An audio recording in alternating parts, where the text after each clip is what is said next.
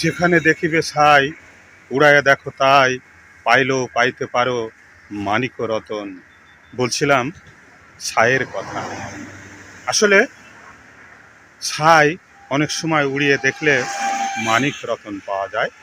তো এখানে অনেক কাগজ পড়ে আছে। এই কাগজগুলা আবার মানিকের মতো। এই কাগজগুলা রিফাইন করা হবে, আবার তৈরি হবে নতুন কাগজ।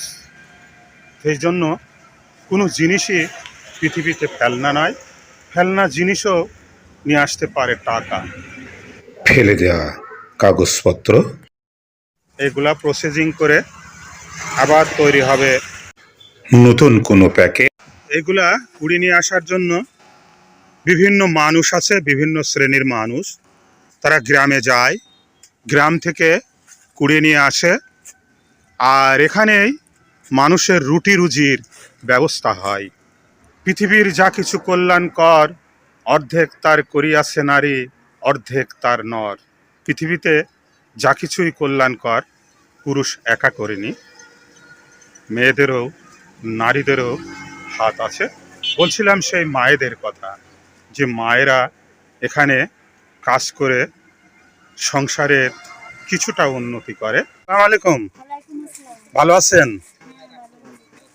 এখানে যে কাজ করেন কত টাকা হাজিরে পান? কখন থেকে কখন কাজ করতে হয়? সকাল 8টা থেকে বিকাল 5টা পর্যন্ত কাজ করতে হয়। শুনছিলাম মায়ের কথা, সংসারের উন্নতির জন্য সকাল থেকে সন্ধ্যা পর্যন্ত এখানে কাজ করে মাত্র 250 টাকা রুটি রুজির 250 টাকা পায় সে মায়েরা। যে মা সন্তান এবং স্বামীর মুখে হাসি ফোটানোর জন্য, সংসারটার হাল ধরে আরও সচ্ছলভাবে চলার জন্য মা এখানে প্রতিদিন আসে। পুরুষের পাশাপাশি মায়েরা এখানে কাজ করে সংসারের কিছু উন্নতির জন্য। তো এলাকায় বাড়ি, তাই এলাকায় কতজন কাজ করেন এখানে? 6 জন, 8 জন। প্রতিদিনই কি কাজ করেন? শুক্রবারে? তো আজ তো শুক্রবার। ও আচ্ছা আচ্ছা। যে টাকা পান সেই টাকা দিয়ে তাতে কি সংসারের কিছু উন্নতি হয়?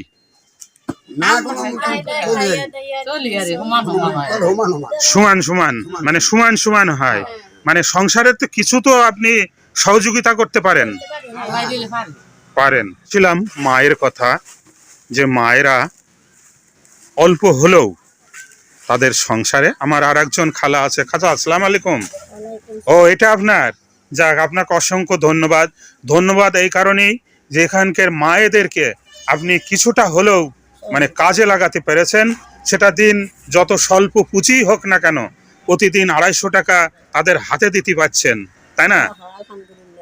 আলহামদুলিল্লাহ, আপনাকে অসংখ্য ধন্যবাদ। শুনছিলাম মায়ের কথা, যে মা সামান্য টাকা নিয়ে সংসার চালাতে গিয়ে হতাশ নয়। ধন্যবাদ এমন সকল মাকে।